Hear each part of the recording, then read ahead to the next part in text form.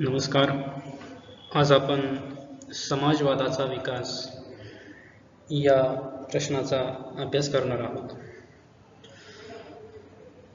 मागील लेक्चरला बघितल्याप्रमाणे 19व्या शतकामध्ये समाजवादी विचारसरणीचा प्रभाव पडू लागलेला आपल्याला बघायला मिळतो.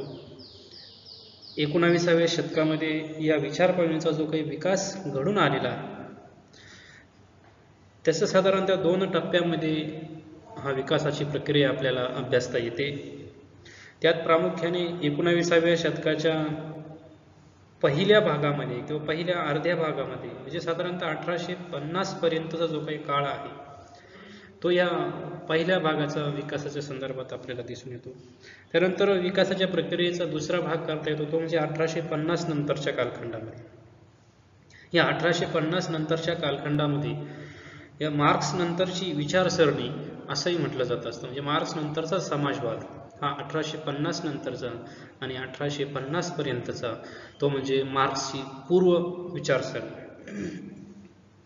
म्हणून आपण आज मार्क्स पूर्व समाजवादाची विचारसरणीचा आपण अभ्यास करणार आहोत. या दोन्ही कालखंडामध्ये अनेक समाजवादी विचारवंत अर्थशास्त्रज्ञ हे निर्माण झालेले दिसून येतात आणि त्यांनी वेगवेगळ्या समाजवादी संप्रदायाची स्थापना केलेली आहे, ज्यामध्ये सिसमंडी असेल, ख्रिश्चन समाजवाद, सहकारी समाजवाद ही सगळी मार्क्स पूर्व समाजवादाची रूपे आहे. प्रथमतः एक संक्रमण काळातील विचार जे सिसमंडीने व्यक्त केलेले दिसून येतात. त्यानंतरच्या काळामध्ये सेंट सायमन, त्यानंतर रॉबर्ट ओवेन, फेरियर, ब्लॅक इत्यादींनी आदर्शवादी विचारसरणी, सहकारी समाजवाद आणि निरनिराळ्या योजना यांची मांडणी करून सुधारणा घडवून आणण्याचा प्रयत्न केलेला आहे. मार्क्स आणि एंगल्स यांनी पुरस्कार केलेल्या विचार प्रणालीला शास्त्रीय समाजवाद असे नाव देण्यात आले. मग कार्ल मार्क्स यांच्या काळानंतर समाजवादामध्ये जे अनेक पंथ निर्माण झाले त्यात प्रामुख्याने दुरुस्तीवाद, श्रमिक संघवाद, फेबियन समाजवाद, व्यवसायवादी, ख्रिश्चन समाजवादी इत्यादी वेगवेगळे प्रभाव आहेत.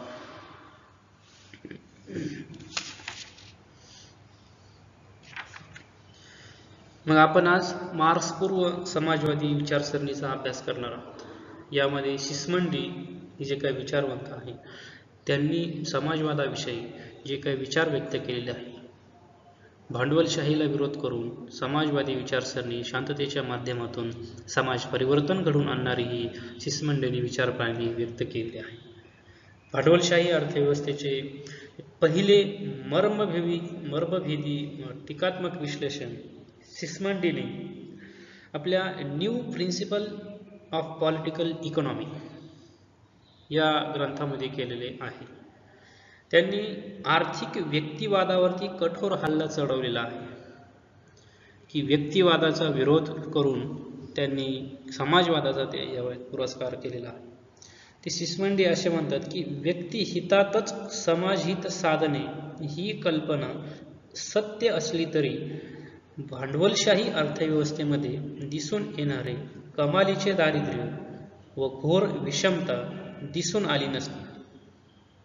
म्हणजे एक प्रवाह होता जो उदारमतवादाचा सुरुवात झाल्यानंतर की व्यक्ती स्वातंत्र्याला अति महत्त्व देणारे, भांडवलवादी अर्थव्यवस्था ही व्यक्तिहिताला प्राधान्य देणारी आहे, व्यक्तिहितामध्येच समाजहित सामावलेलं आहे असा प्रवाह होता.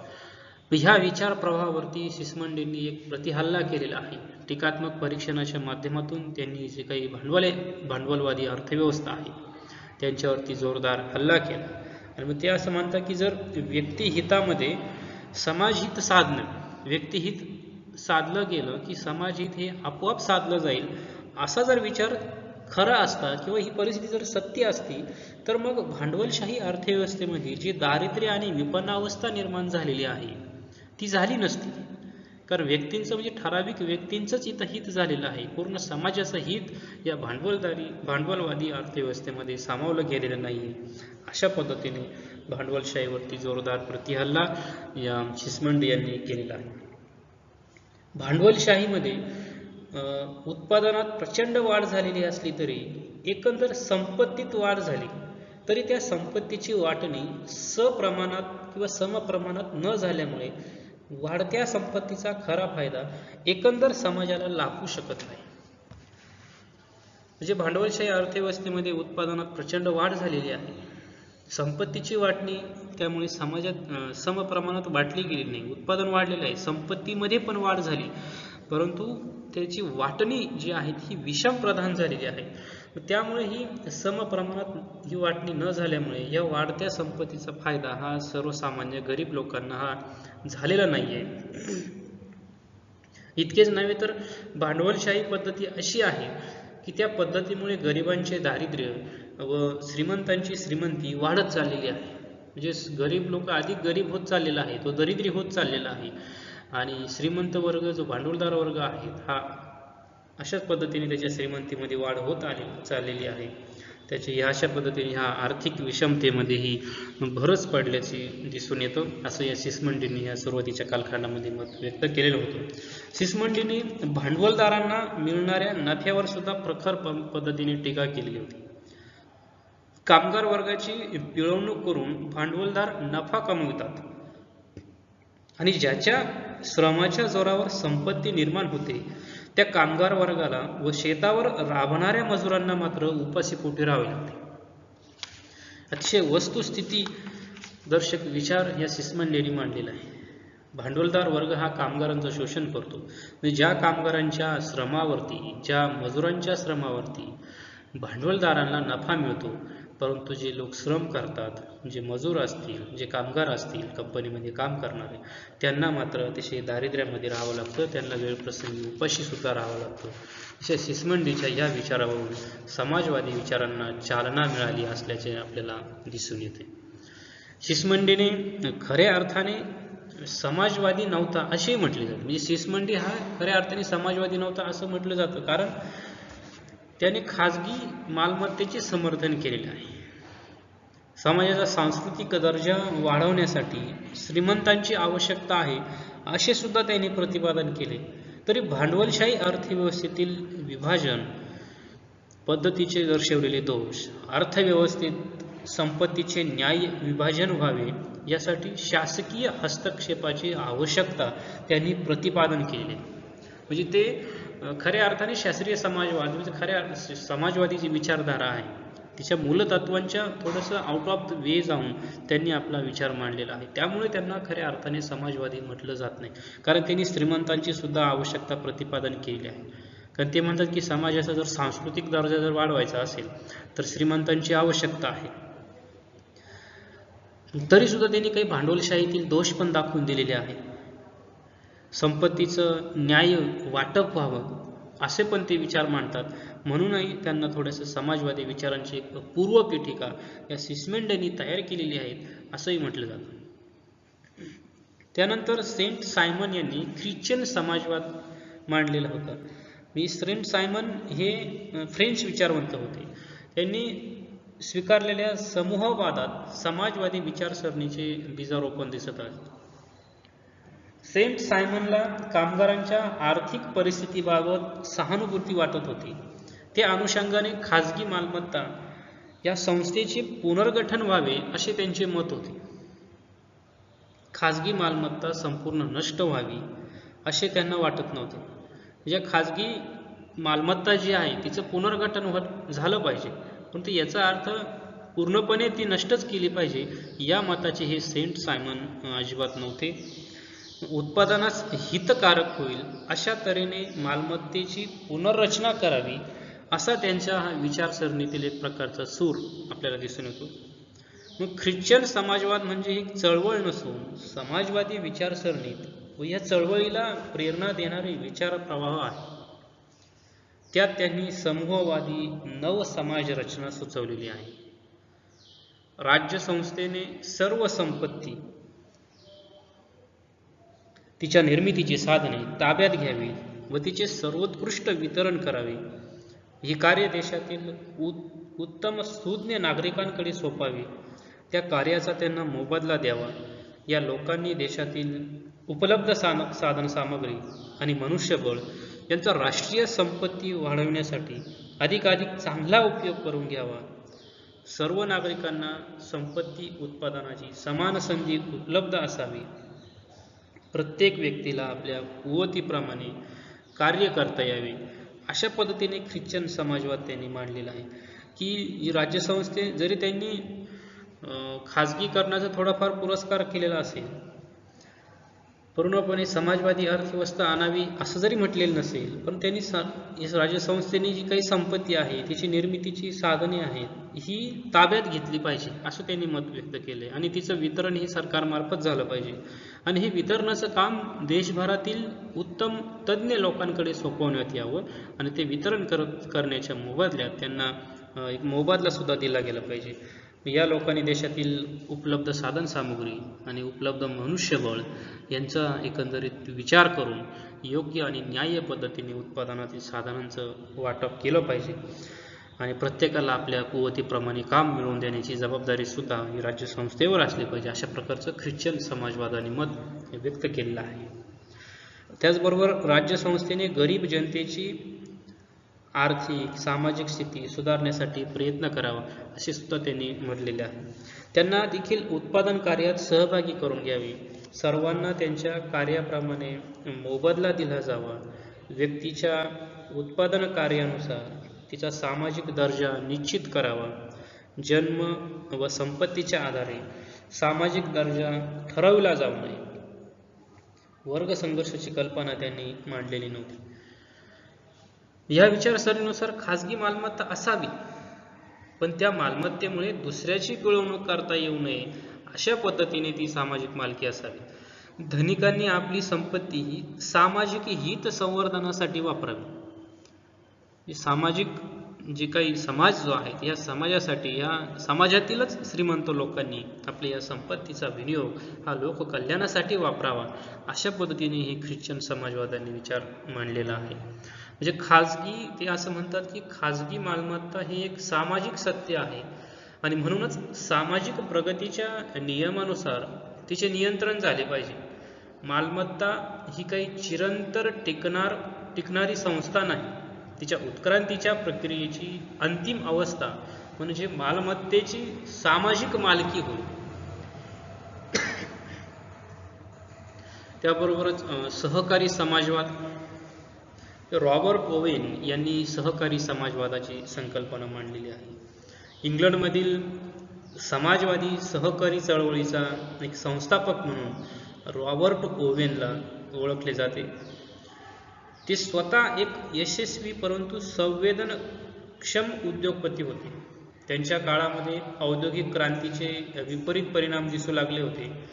कारखान्यामध्ये गुरांप्रमाणे राबणारे जे काही कामगार होते त्याने आपल्या डोळ्यांनी पाहिलेले होते. कामगारांच्या दैन्य अवस्थेचा, उपासमारीचा त्यांच्या विचारसरणीवरती परिणाम झालेला होता. ओवेनच्या काळामध्ये कामगारांच्या दैन्य अवस्थेस कामगार जबाबदार आहेत असा समज त्यावेळेस दृढ झालेला होता. परंतु हा जो काही समज आहे हा चुकीच्या गृहीत तत्वांवर आधारलेला आहे असा त्यांचा विचार होता. व्यक्ती जन्मतः चांगली अथवा वाईट नसते. चारित्र्य संपन्न बनण्यास आवश्यक अशी परिस्थिती लाभल्यास व्यक्ती आपले कर्तृत्व दाखवू शकते. दोष व्यक्तीचा नसून सामाजिक परिस्थितीचा आहे. सामाजिक परिस्थिती सुधारली तर सर्व समाज सुधारण्यास हरकत नाही. समाजामधील सर्व व्यक्तींना समान संधी उपलब्ध करून दिली आणि सर्वांना सारखीच परिस्थिती निर्माण करून दिली तर सर्वांची प्रगती सारखीच होईल असे रॉबर्ट ओवेन यांना वाटत होते. या विचारावर आणि या विश्वासावरच त्यांनी आपल्या स्वतःच्या न्यू लार्नार्क येथील कारखान्यात एक वैशिष्ट्यपूर्ण प्रयोग केले. म्हणजे रॉबर्ट ओवेन हे स्वतः उद्योगपती होते, परंतु त्यांना समाजवादी विचारसरणी अभिप्रेत होती. म्हणजे समाजवादी विचारसरणीचा खऱ्या अर्थाने जनक म्हटलं तरी हरकत नाही, कारण भांडवलवादी अर्थव्यवस्थेमध्ये एक उद्योगपती कामगारांप्रती एक निष्ठा बाळगतो, कामगारांप्रती सहानुभूती बाळगतो आहे. तर हे सगळ्यात महत्त्वाचं म्हणावं लागेल. कारण त्यांनी जी काही कामगारांची दैन्य अवस्था होती, कामगारांची उपासमार होती, ही त्यांनी स्वतःच्या डोळ्याने बघितलेली होती. आणि ह्या कामगारांच्या दैन्य अवस्थेला ती स्वतः जबाबदार नाही आहे, तर ती सामाजिक परिस्थिती जबाबदार आहे, उद्योगपती जबाबदार आहेत असा विचार त्यांनी मांडलेला होता. मग त्यांनी असं प्रयोग केला की जर त्यांची सामाजिक परिस्थिती बदलली तर निश्चितपणे त्यांचा सुद्धा विकास होऊ शकतो. आणि प्रत्येकालाच ही विकास करण्याची संधी, ही समान संधी दिली गेली पाहिजे, असंही त्यांनी मत व्यक्त केलेलं आहे. मग वर्ग संघर्षापेक्षा त्यांनी वर्ग सहकार्यावर त्यांनी अधिक विश्वास ठेवलेला होता. त्यांनी भांडवलदारांना एक नवीन जीवन मूल्यांची ओळख करून देऊन त्यांच्या कर्तव्याची जाणीव करून दिलेली आहे. भांडवलदार फक्त नफा कमवणे हाच नाही, तर त्यांचीसुद्धा काहीतरी नीतितत्वे आवश्यक आहे. तर ते नीतितत्वांची ओळख करून किंवा त्यांच्या कर्तव्यांची जाणीव त्यांना करून दिली. भांडवलदारांचे हृदय परिवर्तन होऊन ते मानवतेच्या दृष्टिकोनातून कामगारांची परिस्थिती सुधारण्यास व समाजवादी समाज निर्माण करण्यास पुढाकार घेतील. सरकारच्या कायद्यापेक्षा व दंडशक्तीच्या सक्तीपेक्षा भांडवलदारांच्या स्वयंस्फूर्त सहकार्याने एक आदर्श समूह जीवन निश्चितपणे निर्माण करता येईल, अशी रॉबर्ट ओवेन यांची भूमिका होतीच. म्हणूनच त्यांच्या या समाजवादाला सहकारी समाजवाद असं म्हटलं जातं. परस्पर सहकार्याच्या माध्यमातून समाजाचा विकास त्यांना घडवून आणायचा होता. मग ओवेन हे जे काही रॉबर्ट ओवेन होते, यांचे समाजवादी विचार हे अनुभवसिद्ध होते. त्यांनी आदर्श औद्योगिक वसाहत स्थापन करून, न्यू हार्मनी या नावाची त्यांनी एक वसाहत स्थापन करून त्यातील कामगारांना सुखी व सुस्थिर जीवन प्राप्त करून दिले होते. कामगारांचे कामाचे तास कमी केले, कामगार वसाहत स्थापन केल्या, कामगारांच्या मुलांना कामावर न ठेवता त्यांच्यासाठी शाळा सुरू केली, नियमित व अधिक वेतन दिले. ह्या सुधारणा व सुविधा कामगारांना दिल्यामुळे कामगारांची मनस्थिती जी होती ती सुद्धा सुदृढ बनली आणि ते कर्तव्य बुद्धीने काम करून जास्तीत जास्त उत्पादन करू लागले. त्यामुळे नफा काही कमी झाला नाही. कामगारांना योग्य परिस्थिती निर्माण करून दिली तर ते जास्त जबाबदारीने काम करतात, हे ओवेन यांनी सहप्रयोग आणि इतर कारखानदारांना दाखवून दिले होते. पण इतर कारखानदारांनी त्यामध्ये काही फारसे स्वारस्य दाखवलेले नाही. अतिशय आदर्श डोळ्यासमोर ठेवून त्यांनी हा सहकारी समाजवाद मांडलेला होता. नुसता विचारच मांडले नाही, तर स्वतः त्यांनी प्रयोग केला. आपल्या कर्मचाऱ्यांची परिस्थिती सुधारण्यासाठी, सामाजिक परिस्थिती आणि आर्थिक परिस्थिती सुधारण्यासाठी त्यांनी कामगारांसाठी अधिक वेतन दिलं. त्याचबरोबर त्यांनी कामगारांसाठी वसाहती स्थापन केल्या. जी कामगारांची मुलं होती ती शिक्षणापासून वंचित राहू नये, त्यांचा सुद्धा विकास झाला पाहिजे, शैक्षणिक विकास घडून आला पाहिजे, यासाठी त्यांनी शालेय संस्थांची स्थापना केली, शिक्षण संस्थांची स्थापना केली. तर यामुळे कामगारांचा काम करण्याविषयी जो काही उत्साह आहे, हा उत्साह अधिक वाढला. कर्मचाऱ्यांना वेतन जास्त दिल्यामुळे ते नफा काही त्यांचा फारसा कमी झाला नाही, पण तो कामगारांना योग्य परिस्थिती करून दिली तर ते जबाबदारीने अतिशय प्रामाणिकपणे काम करतात. हा त्यांनी अनुभवसिद्ध विचार इथं मांडलेला होता. अशा पद्धतीने रॉबर्ट ओवेन यांनी हा सहकारी समाजवाद मांडलेला होता. यानंतरच्या पुढील लेक्चरला आपण मार्क्स नंतरचा किंवा मार्क्स यांचा शास्त्रीय समाजवाद काय आहे याविषयी आपण सविस्तर चर्चा करूया. तोपर्यंत थांबू. धन्यवाद.